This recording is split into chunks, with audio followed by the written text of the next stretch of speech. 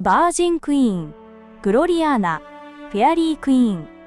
イングランドを黄金時代に導いたとして偉大な女王と称えられてきたエリザベス1世。当時世界最強と言われたスペイン艦隊との海戦アルマダ海戦での勝利、イギリス東インド会社の設立、44年間という長きにわたった彼女の治世においてイングランドは海洋国家として大きく成長を遂げた。しかしその裏で彼女は出口の見えない孤独に飲み込まれていく。宿命のライバルメアリー・スチュワートの結婚と出産、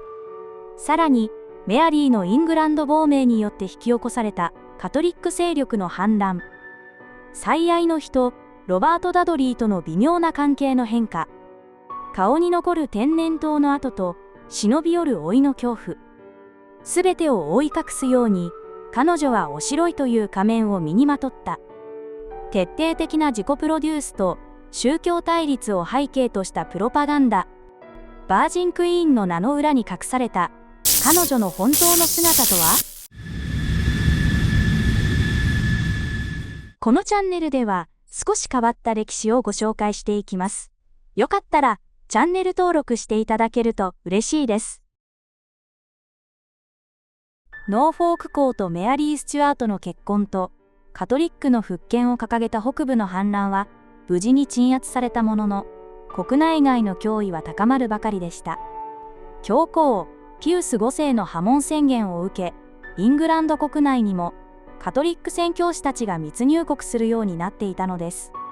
さらにスペインのフェリペ2世がネーデルラントにまで勢力を伸ばし、その脅威はイングランドの目と鼻の先にまで迫っていました。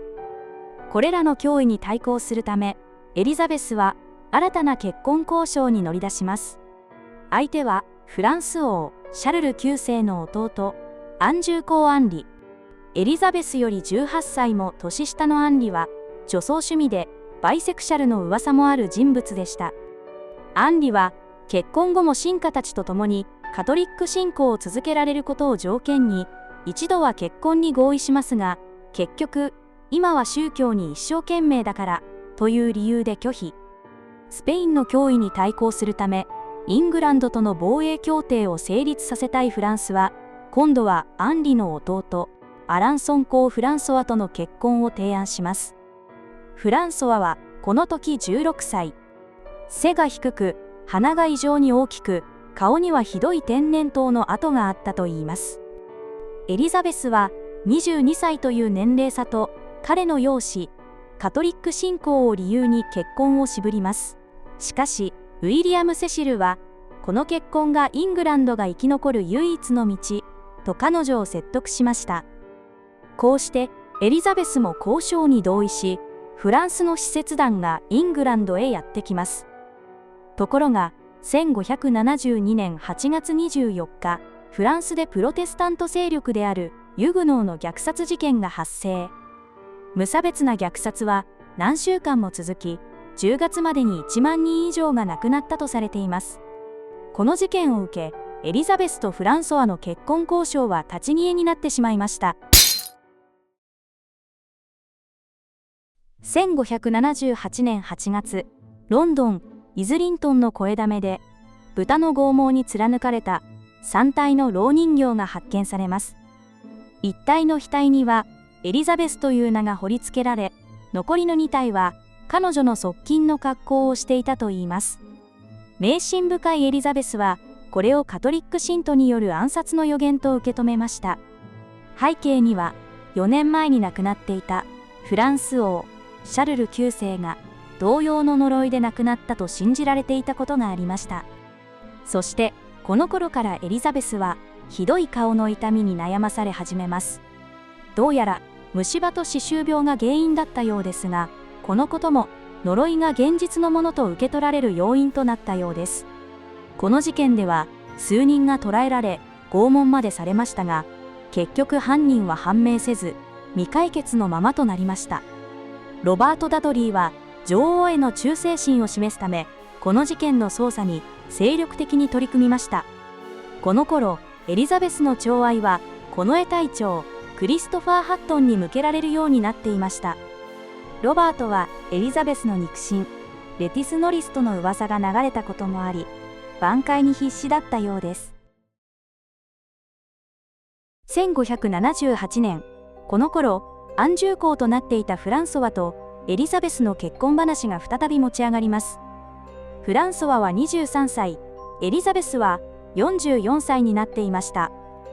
カトリックの王子との結婚に、枢密院メンバーの多くが反対を表明します。特にロバートは大反対。エリザベスの首席顧問官セシルは、この結婚を後押しした数少ない一人でした。彼にとっては、結婚とそれに伴うフランスとの同盟が、国際社会で孤立していくイングランドが生き残る唯一の道だったのです。フランソワは結婚交渉のため、使節としてシミエ男爵をイングランドに派遣します。エリザベスはシミエを気に入り、猿とあだ名をつけたといいます。しかし、これがきっかけで、前代未聞の裏切りが明らかになるのです。イングランドにやってきたシミエは、早速結婚交渉を開始しますが、すぐにこの結婚の最大の障害に気づきます。ロバート・ダドリー。彼の存在こそ、交渉が進まない原因だと考えたシミエは、驚くべき秘密を暴露したのです。レスター伯は、陛下のご親戚であられるレティス嬢と秘密裏に結婚されたとのこと。これを聞いたエリザベスの怒りは凄まじく、ロンドン塔にぶち込んでやると叫ぶなど、とても手がつけられないほどだったといいます。ロバート・ダドリーは、老人形事件の捜査で忠誠心をアピールする一方で、レティス・ノリスと秘密結婚していたのです。秘密結婚とはいうものの、式には彼の兄弟だけでなく、レティスの父親も出席していました。どうやら、レティスは妊娠していたとも言われ、それを知った彼女の父、フランシス・ノリスに、強行に結婚を迫られたと言われています。結婚式は、ロバートの領地であるワンステッドで行われました。しかし、なんと結婚式の2日後には、下記地方巡察中のエリザベスが、ワンステッドを訪れて食事をし、ロバートもレティスもその場にいたというのですから、なんとも信じがたい話です。レティスは、エリザベスの母、アン・ブーリンの姉、メアリー・ブーリンの孫。エリザベスにとっては、数少ない身内の一人であり、ロバートと彼女の結婚は、まさに最悪の裏切りだったと言えるでしょう。これまでずっと信じ続けてきた最愛の人の裏切り。この時のエリザベスの怒りと悲しみはどれほどのものだったでしょうか。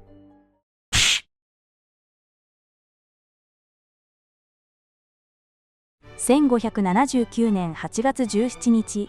安住公フランソワがイングランドを極秘訪問。エリザベスは彼の教養や愛嬌を気に入り、カエルちゃんとあだ名をつけて可愛がりました。しかし、この時は友人が亡くなったという知らせを受け、フランソワは10日ほどでイングランドを去ります。帰国前日、フランソワは夜も眠れず、エリザベスとの別れを悲しがったと言われています。それから2年後の1581年、フランソワは再びイングランドへ。その数日後、エリザベスはフランス王家の紋章であるフルール鳥をあしらった衣装で枢密院に現れます。枢密院では相変わらず反対意見が根強かったものの、エリザベスのこの行動に驚嘆し、決断は陛下の意向に任せると、責任を放棄するような回答を絞り出すのが精一杯でした。この頃のエリザベスは、毎朝フランソワの部屋へ温かいスープを自ら届け、昼過ぎまで一緒に過ごしていたといいます。当時のスペイン大使、メンドーサは、2人は一体何をしているのか、といぶかしむ記録をつけています。フランソワがエリザベスにカエルの形のアクセサリーや手袋を贈り、彼女は常にそれを身につけるなど、2人の親密さは大きな話題の的となりました。そしてついには、宮廷の貴族たちが見守る中、あなたを夫として愛します。と彼にキスをし、指輪を贈ったのです。当時のイングランドは、ネーデルラントまで迫ったスペインの脅威、スコットランドのジェームズ6世と、彼の母方の親族、ギーズ家との接近など、ますます孤立を極めていました。エリザベスが本気で結婚するつもりだったのか、単なる政治的なパフォーマンスだったのか、彼女の心の内を知る術はありません。しかし、ロバートの裏切り、そして40代も半ばに差し掛かり、もう二度と訪れないであろう、結婚と出産という最後のチャンスを前に、一人の女性として激しく揺れ動いていたのかもしれません。結局、国内の反対世論の高まりを受け、エリザベスはフランソワに別れを告げます。あなたへの気持ちは変わらないけれど、国民の幸せと王国の繁栄のため、私自身の幸せは諦めなければならないのです。フランソワはイングランドを去り、1584年29歳でこの世を去りました。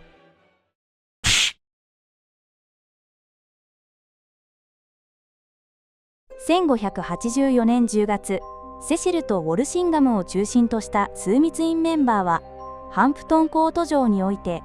血の誓約と呼ばれる誓約書を交わします。これは、女王の命を狙う陰謀を企てた者、あるいは、それにより利益を受ける者は、発見次第報復するという超法規的な誓約書です。レティスとの秘密結婚以来、エリザベスから距離を置かれていたロバートも、率先して署名しただけでなく、誓約の成立に向けて奔走しました。これには、国内の不安分子であるメアリー・スチュアートの脅威に対抗する狙いがありました。しかし、驚くべきは、この誓約書にサインした者たちの中に、メアリー・スチュアート自身が含まれていたことです。メアリーとしては、エリザベスに対する陰謀を企てる気などない、という意思の表明だったのかもしれません。そしてその翌年、1585年には、この誓約書の内容を法制化した女王の安全に関する法律が制定されます。当初の構想では、本人が知らなくても、女王の死によって利益を得る者は処罰できるという過激な内容でしたが、最終的には、計画に関与、あるいは同意したことが処罰の条件となりました。従来の反逆法が、あくまでイングランド国内の臣下を対象としたのに対し、この新法はイングランド国内で女王の命を狙う陰謀に加担した者すべてを対象としています。他国の女王であっても国内法で裁くことを可能にしたこの新法がメアリーを標的にした死の罠であったことは言うまでもありません。そして翌年の夏、25歳のカトリック貴族アンソニー・バビントンと仲間たちが逮捕されます。彼らはフランス、スペインのカトリック勢力と結託し、メアリーの解放とエリザベスの暗殺を企てたとされています。しかし、仲間の一人として潜り込んでいたウォルシンガムの密偵を通じて、計画が露呈。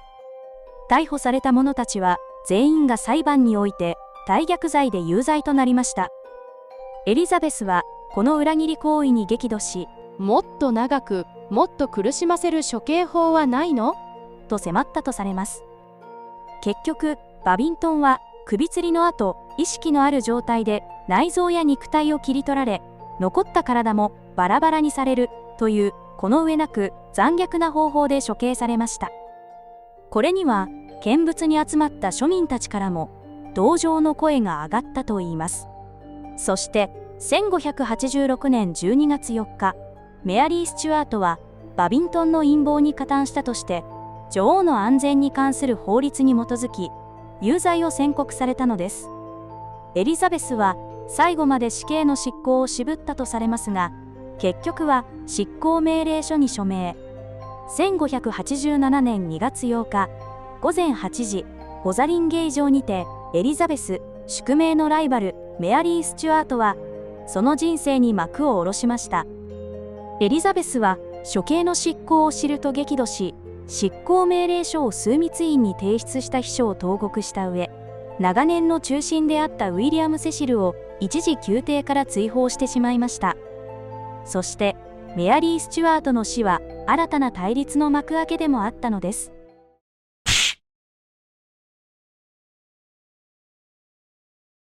私は嘆き悲しむ。けれど、その不満を見せることは許されない。私は愛している。けれど、憎んでいるふりを強いられている。私はもう目的に恋したう。けれど、その思いを口には出せない。私は固く口を閉ざしているけれど、心の中ではおしゃべりが止まらない。私は存在し、かつ存在しない。私は凍りつき、かつ燃え上がっている。なぜなら、私という存在から、もう一人の自分を切り離してしまったから。私の悩みは、太陽の下の影のよう。逃げれば追いかけてきて、追えば逃げていく。それは、私の傍らに立ち続け、私の歩んできた道を知っている。ああ、願わくば、もっと甘い幸福の中で生きたい。さもなくば、死によって愛の意味さえも忘れてしまいたい。これは、フランソワとの別れに際し、エリザベスが詠んだとされる歌です。自分の思いを押し殺し、時にはそれと正反対の行動を強いられる。そこには、生涯を通じて、彼女を苛んだ深い孤独と悲しみが刻まれています。最後の幸せのチャンスを自ら手放し、宿命のライバルを死に追いやったエリザベス。そしてこの後、彼女を待ち受ける最大の喪失。後に、イングランドの黄金時代と呼ばれることになる彼女の晩年は、その輝かしいイメージとは裏腹に、辛く、寂しいものだったのです。